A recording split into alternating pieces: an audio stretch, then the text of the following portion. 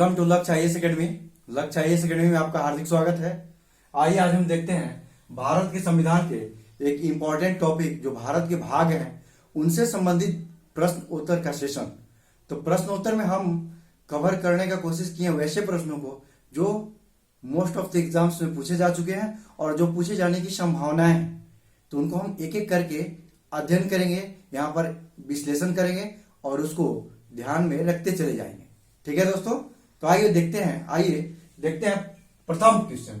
संविधान के किस भाग में भाषा की व्याख्या है? संविधान के किस भाग में भाषा की व्याख्या है? भाग 1, भाग 8, भाग 17 या भाग 22? क्या है? राजभाषा की व्याख्या। क्या है? भाषा नहीं, सॉरी, राजभाषा की व्याख्या है। किसमें है? तो देखिए भाग 1 में क्या है? भाग 1 में है आपका संघ एवं उसके राज्य क्षेत्र। ठीक है, यूनियन एंड इट्स स्टेट्स की व्याख्या है। भाग 8 में क्या है दोस्तों? मतलब भाग 1 को एक बार और हम देखते हैं और ज्यादा विस्तारित रूप में कि संघ एवं राज्य क्षेत्र। कहने का मतलब है कि भाग 1 में भारत जो संघ है और उसके राज्य क्षेत्र मतलब 28 राज्य हैं और 8 केंद्र शासित प्रदेश हैं, इनसे एक संघ यानी भारत का निर्माण हुआ है, उसके बारे में चर्चा भाग 1 में है। भाग 8 में क्या है? भाग 8 में आपका संघ शासित प्रदेशों की व्याख्या है जिसको हम यूटीज बोलते हैं। ठीक है, भाग 17 में इसमें आपका राजभाषा की व्याख्या है। हमारी राजभाषा हिंदी है, लिपि देवनागरी है। भाग 22 में क्या है? संक्षिप्त नाम, हिंदी आदि की व्याख्या। संक्षिप्त नाम मतलब हमारा संविधान का नाम भारत का संविधान है। ठीक है, हिंदी उसमें लिखा हुआ है प्राधिकृत पाठ। हिंदी कहने का मतलब ये जो संविधान बना हुआ है इसका हिंदी में भी अनुवाद किया जा सकता है। तो इस तरह से हमारा ये चारों भाग क्लियर हुआ। तो आप स्वयं भी अब आंसर तक पहुंच गए होंगे कि इसका आंसर भाग 17 होगा। ठीक है, भाग 17 में राजभाषा की व्याख्या है। अब आते हैं नेक्स्ट क्वेश्चन। संविधान के किस भाग में मूल कर्तव्यों की व्याख्या है? संविधान के किस भाग में मूल कर्तव्यों की व्याख्या है? फंडामेंटल ड्यूटीज की व्याख्या है। भाग 2, भाग 4 का, भाग 9 का या भाग 11? ठीक है, तो देखिए दोस्तों पहले हम सबको एनालाइज करेंगे। भाग 2 में क्या है? नागरिकता। भाग 1 में संशासित संघ एवं उसके राज्य क्षेत्र। भाग 2 में नागरिकता। ठीक है, भाग 3 में मौलिक अधिकार। भाग 4 में राज्य के नीति निर्देशक तत्व। भाग 4 का में मूल कर्तव्य। भाग 5 में संघ। भाग 6 में राज्य। भाग 7 को 1956 में 7वां संविधान संशोधन के तहत निर्देशित कर दिया गया। ठीक है, भाग 8 में जैसा हमने अभी बताया था संघ शासित प्रदेश या केंद्र शासित प्रदेश। भाग 9 में पंचायत। भाग 9 का में आपका नगर पालिका। ठीक है, इस तरह से करते करते भाग 10 में अनुसूचित एवं जनजाति क्षेत्रों में प्रशासन के बारे में है। भाग 11 में क्या है दोस्तों? तो भाग 11 में केंद्र एवं राज्यों के बीच संबंध की व्याख्या है। ठीक है, तो अब आपका सब यहां पर जितने भी ऑप्शन में दिए हुए भाग हैं उनके बारे में जानकारी हो गई। ठीक है, तो इसको आप समझ सकते हैं। एक बार फिर हम रिपीट करेंगे। भाग 2 में नागरिकता। भाग 4 में मौलिक कर्तव्य। भाग 9 का में आपका नगर पालिका। भाग 11 में केंद्र एवं राज्य संबंध। ठीक है, तो इसका आंसर क्या हो जाएगा? मूल कर्तव्य भाग 4 का, यानी ऑप्शन बी सही होगा। ठीक है, उसके बाद देखिए इसका क्या हो जाएगा? इसका भाग 17 हो जाएगा। इसका भाग 4 का, यानी option B. Next question number 3 की तरफ चलते हैं। 6 से 14 वर्ष तक के बच्चों को निःशुल्क एवं अनिवार्य शिक्षा संबंधी मौलिक अधिकार को संविधान में कब जोड़ा गया? ठीक है, तो यह किसमें जोड़ा गया है? किसमें जोड़ा गया है? भाग 4 क में। ठीक है, और कब जोड़ा गया है? तो 86वां संविधान संशोधन 2002 में जोड़ा गया है। ठीक है, लेकिन दोस्तों उसके पहले इन सभी संविधान संशोधनों के बारे में भी हम जान लेते हैं। तो देखिए यहां स के ऊपर शून्य है, यहां पर ऐसे दिया हुआ है बिंदु, यहां बिंदु, स के ऊपर शून्य, मतलब संविधान संशोधन। ठीक है, तो हम ए में चलते हैं। 42वां संविधान संशोधन 1976। इसमें सर्वप्रथम मूल कर्तव्य जो सरदार स्वर्ण सिंह समिति के सिफारिश पर 10 मूल कर्तव्यों को जोड़ा गया था।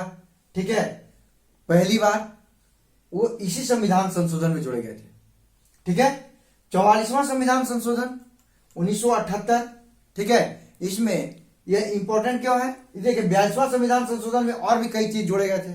ठीक है, जैसे लोकतांत्रिक, पंथ निरपेक्ष, ठीक है, ये सब चीज जोड़े हुए थे इसी में, और इसमें और भी सुधार हुए थे, कई तरह के सुधार हुए थे, इसीलिए इसको मिनी कॉन्स्टिट्यूशन यानी लघु संविधान का भी दर्जा इस संविधान संशोधन में दिया गया है। 44वां संविधान संशोधन 1978, इसमें देखिए जो संपत्ति के अधिकार को मूल अधिकार में रखा गया था, अनुच्छेद 31 में रखा गया था, उसको हटाकर कानूनी अधिकार का रूप देते हुए अनुच्छेद 300 क में जोड़ा गया। ठीक है, इसमें इसके अलावा और भी प्रावधान को लाया गया।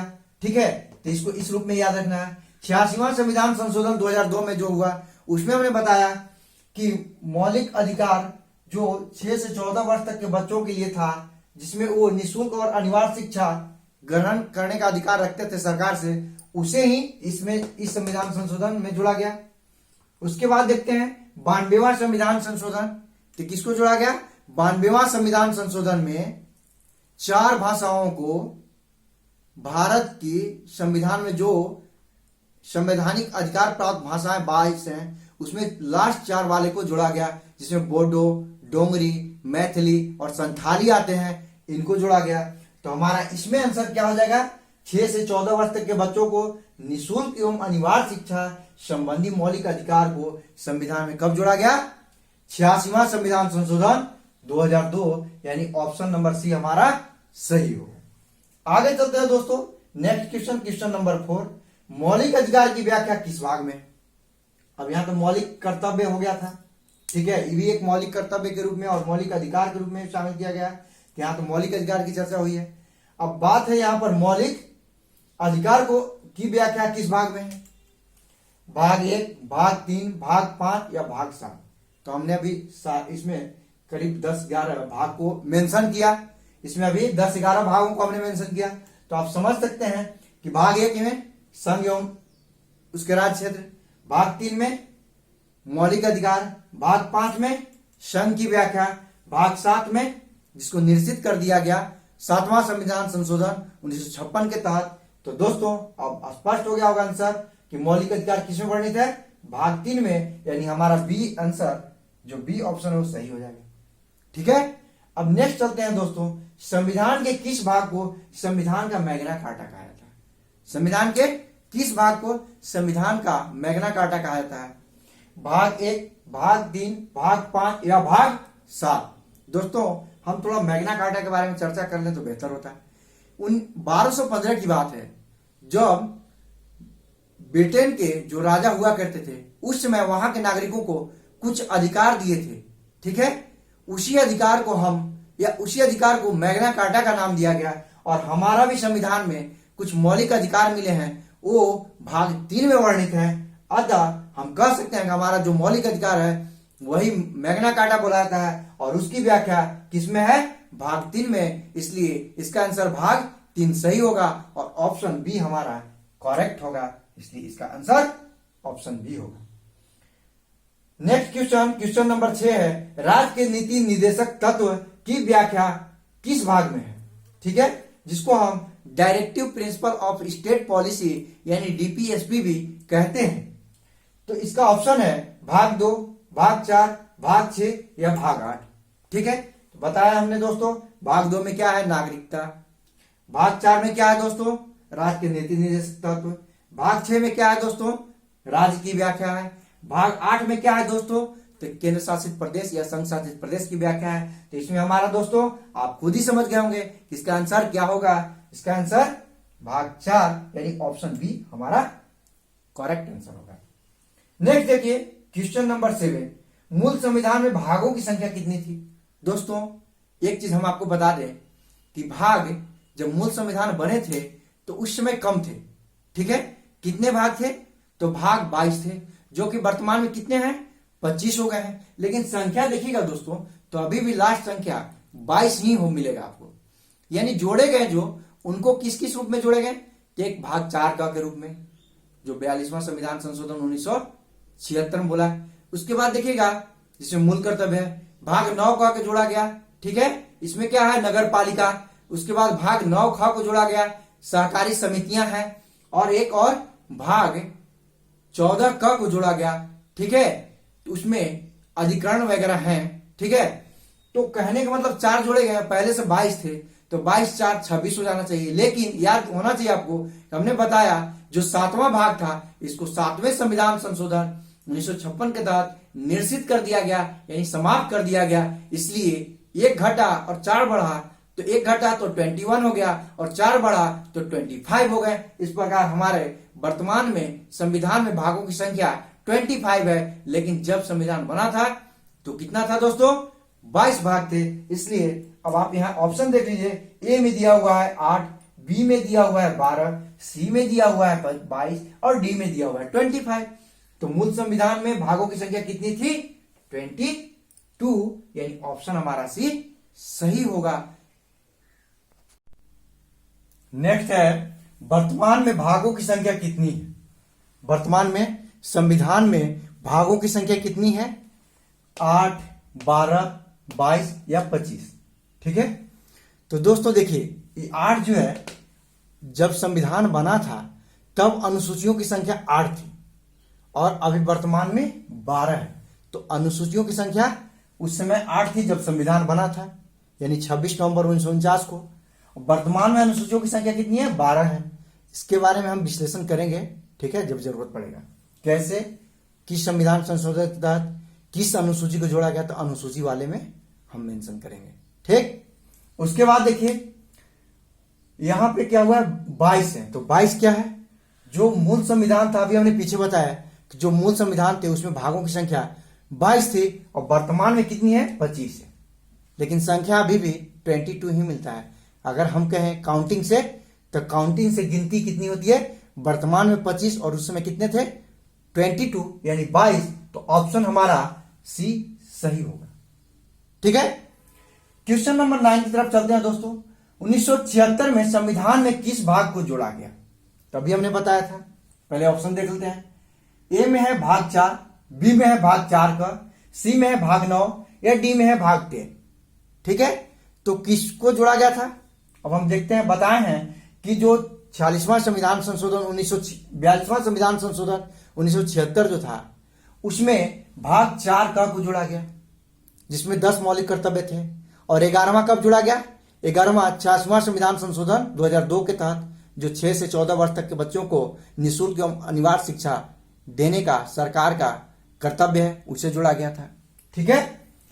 तो इसमें क्या हो, भाग 4 में याद होगा, राज्य के निधि निदेशक तत्व। भाग 4 का में हमने बता ही दिया, मौलिक कर्तव्य है। भाग 9 में क्या है, ग्राम पंचायत की व्याख्या। भाग 10 में क्या है, अनुसूचित एवं जनजातीय क्षेत्रों में प्रशासन की व्यवस्था, ठीक है। तो यह क्या हो जाएगा, इसका आंसर हो जाएगा आपका भाग 4 क को जोड़ा गया था, जिसमें 10 मूल कर्तव्य थे, ठीक है। नेक्स्ट क्वेश्चन नंबर 10 की तरफ चलते हैं। किस समिति के सिफारिश पर मूल कर्तव्यों को संविधान में जोड़ा गया। कौन सा समिति था दोस्तों जिसके सिफारिश पर संविधान में मूल कर्तव्यों को जोड़ा गया, ठीक है। बलवंत राय मेहता समिति, अशोक मेहता समिति, सरदार स्वर्ण सिंह समिति या इनमें से कोई नहीं।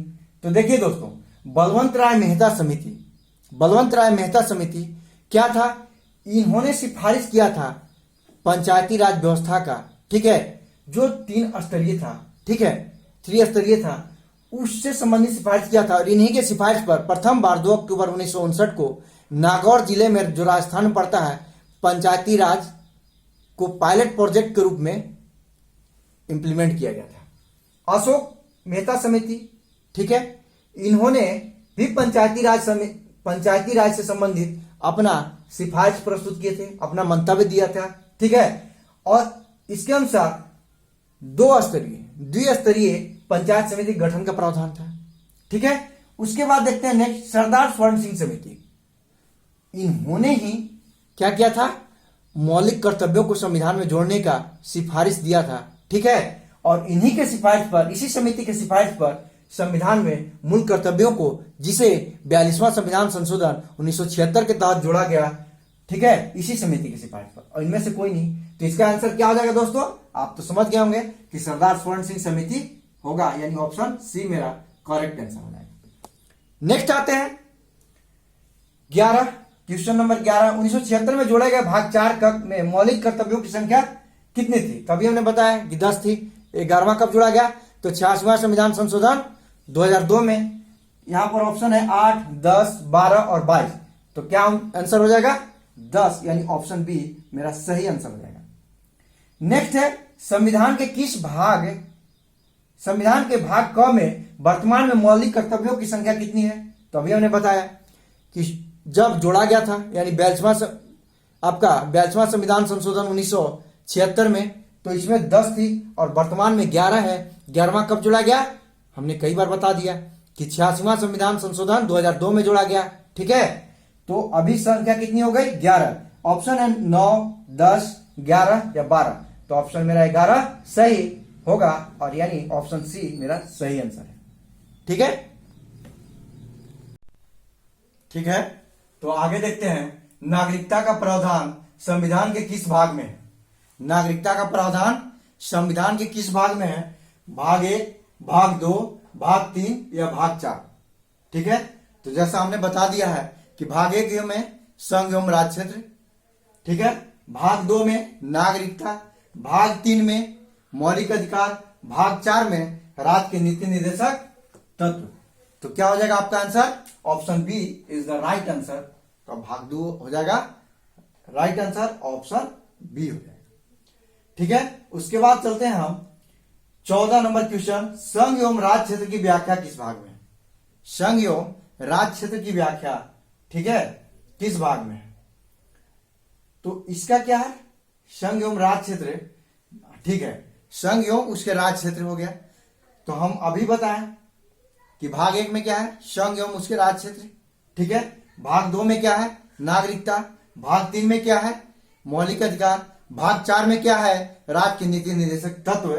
तो देखिए यहां पर क्या है? भाग 4 है, भाग 3 है, भाग 2 है, तो जानेंगे भाग 1 है। भाग 4 में राज्य के नीति निर्देशक तत्व, भाग 3 में मौलिक अधिकार, भाग 3 में मौलिक अधिकार, भाग 2 में नागरिकता, भाग 1 में संघ एवं उसके राज्य क्षेत्र, यानी ऑप्शन मेरा डी सही हो जाएगा। चाहे ऑप्शन किधर भी दे, घुमा के दे या सीधा दे, आपको अपने दृढ़ विश्वास पर, अपने जो विश्वास है उस पर अडिग रहना है। ठीक है, इसलिए इसका ऑप्शन डी सही होगा।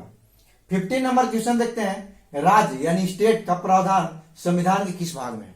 यानी स्टेट के बारे में, स्टेट के जैसे होते कौन कौन है? जैसे मुख्यमंत्री, राज्यपाल, स्टेट का मंत्री परिषद, उसके बाद स्टेट लेवल पर जो निर्वाचन होता है, निर्वाचन आयोग होता है। ठीक है, इस सब चीज का, जैसे मान लीजिए महाधिवक्ता हो गया, हाई कोर्ट हो गया, इन सभी चीजों का प्रावधान किसमें है? जिसमें राज्य की व्याख्या है, तो किसमें है वो अभी हम जानेंगे। भाग 2 में आपने जान गया नागरिकता, भाग 4 में राज्य के नीति निर्देशक तत्व, भाग 5 में क्या है? संघ, भाग 6 में क्या है?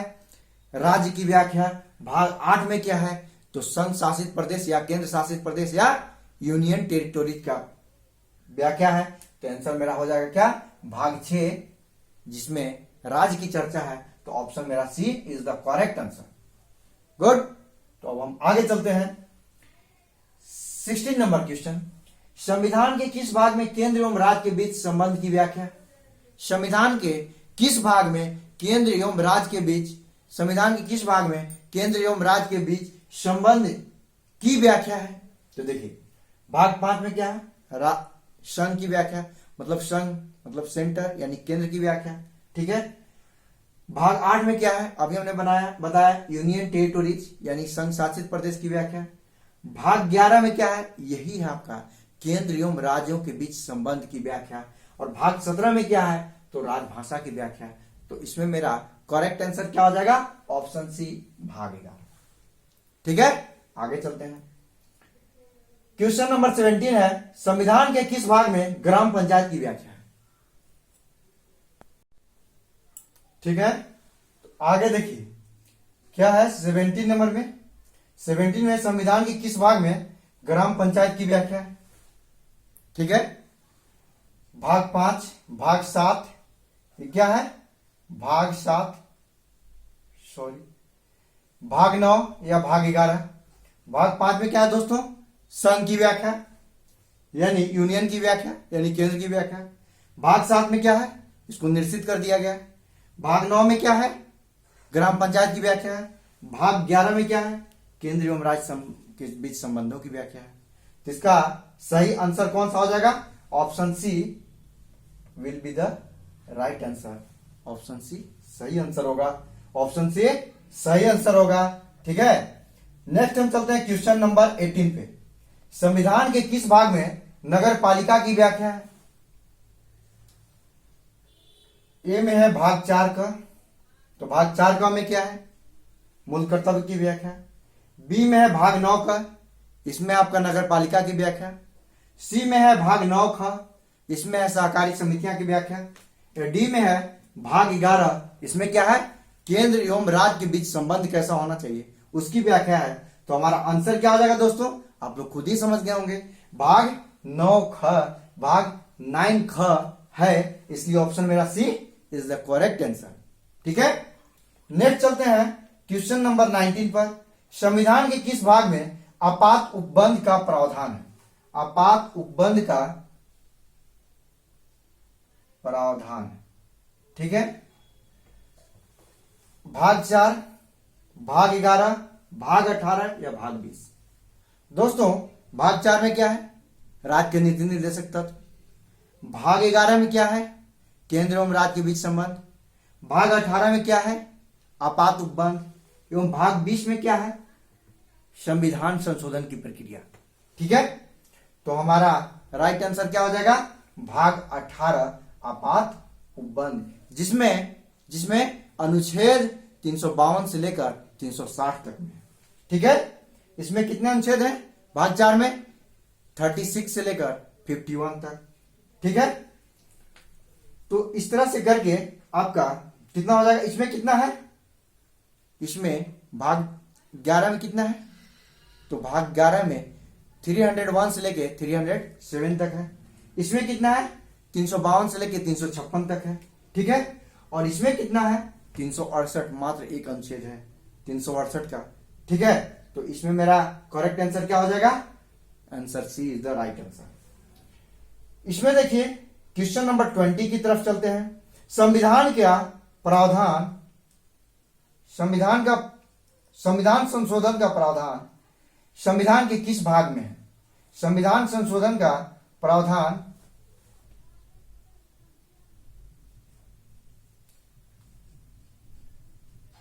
संविधान के किस भाग में है, भाग 5, भाग 10, भाग 15 या भाग 20। भाग 20, भाग 5 में क्या है, संघ की व्याख्या। भाग 10 में क्या है, अनुसूचित एवं जनजाति क्षेत्रों में प्रशासन की व्यवस्था। भाग 15 में क्या है, निर्वाचन की व्याख्या। भाग 20 में क्या है, संविधान संशोधन की व्याख्या। तो और यह जो है किस अनुच्छेद में है, अनुच्छेद 368 आर्टिकल 368 में है। अतः ऑप्शन मेरा D is the correct answer. D क्या है, करेक्ट आंसर होगा भाग 20। ठीक है, ठीक। ये नेक्स्ट चलते हैं 20 नंबर 21। निर्वाचन की व्याख्या संविधान के किस भाग में है, भाग 13, भाग 14, भाग 15 या भाग 16। तो भाग 13 में क्या है दोस्तों, भाग 13 में क्या है, भारत के राज्य क्षेत्र के भीतर यानी भारतवर्ष में कहीं भी व्यापार वाणिज्य या समागम करने की स्वतंत्रता। कहीं भी व्यापार कर सकते हैं, व्यापार वाणिज्य कॉमर्स उसी से रिलेटेड है। समागम, कहीं पर धार्मिक समागम और किसी भी तरह का मीटिंग वगैरह कर सकते हैं आप। ठीक है, 13 में हो गया। 14 में क्या है, केंद्र एवं राज्य के अधीन सेवाएं। जैसे केंद्र में क्या है, संघ लोक सेवा आयोग। राज्य में क्या होता है, हर राज्य में राज्य लोक सेवा आयोग होता है। जैसे मान लीजिए कहीं पर झारखंड की बात करते हैं तो क्या है, झारखंड में जेपीएससी है। बिहार की बात करें बीपीएससी है। ठीक है, तो ये सब जो है लोक सेवा, मतलब जो लोक सेवा आयोग है इनके अधीन जो सेवाएं आती हैं, ये सब भाग 14 में है। भाग 15 में क्या है, निर्वाचन की व्याख्या, इलेक्शन की व्याख्या है। भाग 16 में क्या है, तो कुछ वर्गों के संबंध में कुछ विशेष वर्गों के आरक्षण संबंधी प्रावधान, जैसे Anglo Indian, SC ST, OBC, ये सब के बारे में दिया हुआ है भाग 16 में। तो इसका हमारा क्या एग्जैक्ट आंसर हो जाएगा? भाग 15 जो निर्वाचन से संबंधित है, यानी option C is the right answer. ठीक है दोस्तों, उसके बाद देखिए कुछ विशेष वर्गों से संबंधित प्रावधान किस भाग में है। तो अभी हमने बताया ऊपर के प्रश्न में, भाग 15 में क्या है? निर्वाचन। भाग 16 में क्या है? कुछ विशेष वर्गों के संबंध में आरक्षण का प्रावधान, जैसे एंग्लो इंडियन का था जो कि 104वां संविधान संशोधन के तहत समाप्त कर दिया गया, जो केंद्र में ठीक है, जिसके तहत 2 सदस्यों को राष्ट्रपति मनोनीत करते थे लोकसभा में, और राज्य की विधानसभा में 1 सदस्य को मनोनीत करते थे। ठीक है, 1 सदस्य को राज्यपाल विधानसभा में मनोनीत करते थे।